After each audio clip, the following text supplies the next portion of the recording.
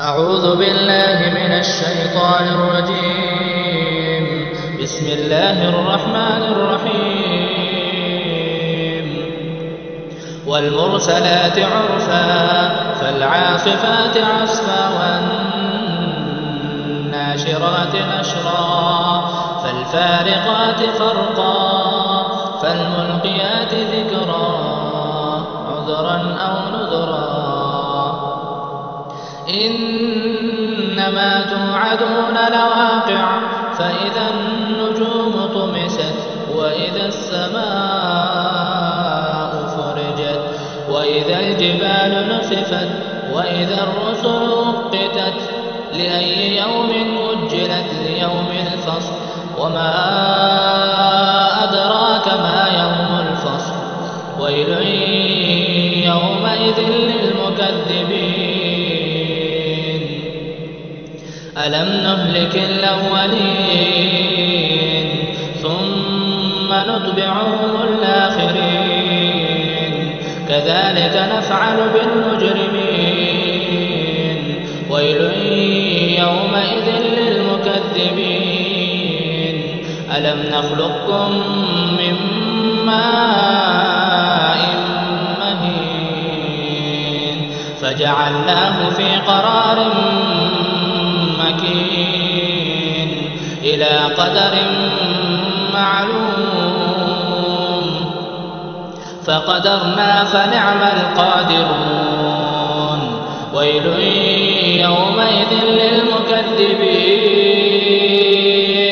ألم نجعل الأرض كفاتا أحياء وأمواتا وجعلنا فيها رواسي شامخات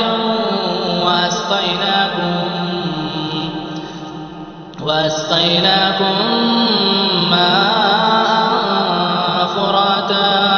ويل يومئذ للمكذبين. انطلقوا إلى ما كنتم به تكذبون. انطلقوا إلى ظل ذي 3 شعب لا ظليل ولا يغني من اللهب إنها ترمي بشرر كالقصر كأنه جمالة صفر. ويل يومئذ للمكذبين. هذا يوم لا ينطقون ولا يؤذن لهم فيعتذرون. ويل يومئذ للمكذبين. هذا يوم الفصل جمعناكم والأولين فإن كان لكم كيد فكيدون. ويل يومئذ للمكذبين. إن المتقين في ظلال وعيون وفواكه مما يشتهون. كلوا واشربوا هنيئا بما كنتم تعملون. إنا كذلك نجزي المحسنين.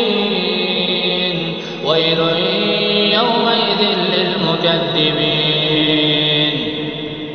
كلوا وتمتعوا قليلا إنكم مجرمون. ويل يومئذ للمكذبين. وإذا قيل لهم اركعوا لا يركعون. ويل يومئذ للمكذبين. فبأي حديث بعده